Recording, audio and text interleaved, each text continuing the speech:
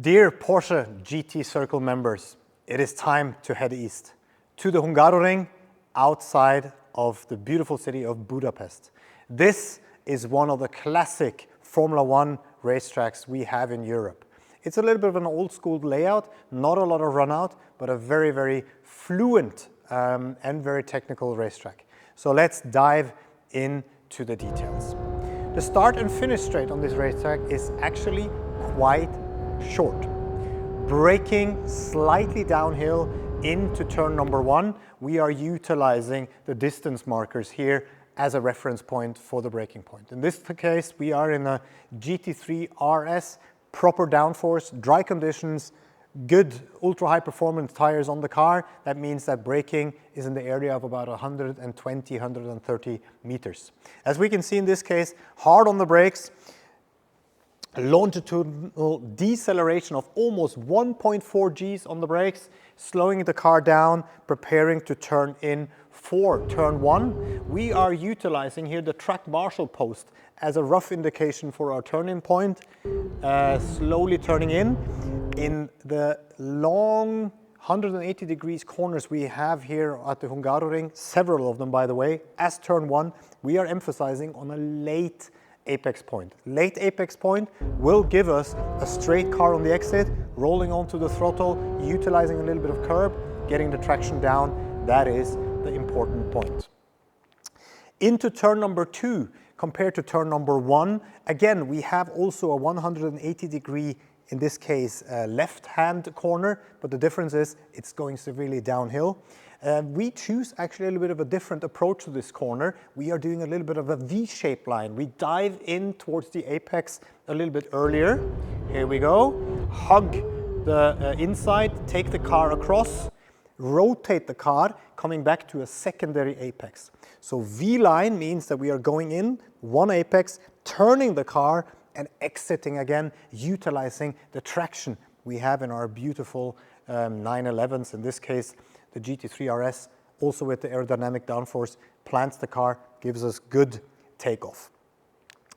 Touching just the second apex, and then we sacrifice the exit of turn 2 a little bit because turn 3 is a very, very fast right-hand corner. We need to have a biggest possible radius. If we would approach on the inside, it would be a very sharp corner. Let's approach on the outside to stretch the radius in turn 3 as much as possible. We will see that this corner only requires a minor lift to navigate. It is almost full throttle.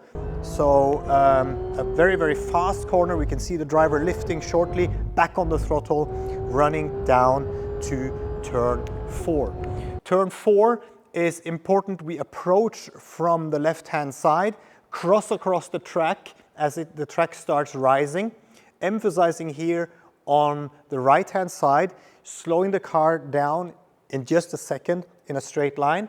Where does the track go? The top here, it goes actually to the left.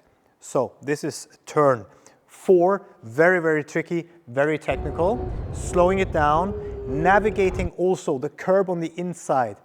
If we feel like it, massively incorporated into the racing line. What is the downside of doing so is that the car will jump. The car will destabilize as we navigate over the curb. We need to be careful how the car rotates in the air. Is it stable? Is it unsettling? And depending on how the car reacts to us running over the curb, we will see how we navigate the exit. Boom! You can see how the car is jumping. And if we feel that the car is starting to rotate, we have to be very careful as the wall on the inside is very close on the exit of this turn. On the other side, we can see that the run out on our right-hand side is massive. So if we're struggling with the balance of the car after jumping over the curb, we just open up the steering and go wide. In this case, we are managing well. 2 wheels still on the track, perfect setup. Let's head for turn 5. Same approach, V-line, diving in a little bit, rotating the car, secondary apex, and up to our chicane. Turn 6 and 7, hard on the brakes, cutting over the curbs. Left-hand corner, get the traction down, utilize the space, in this case, all the way to the limit.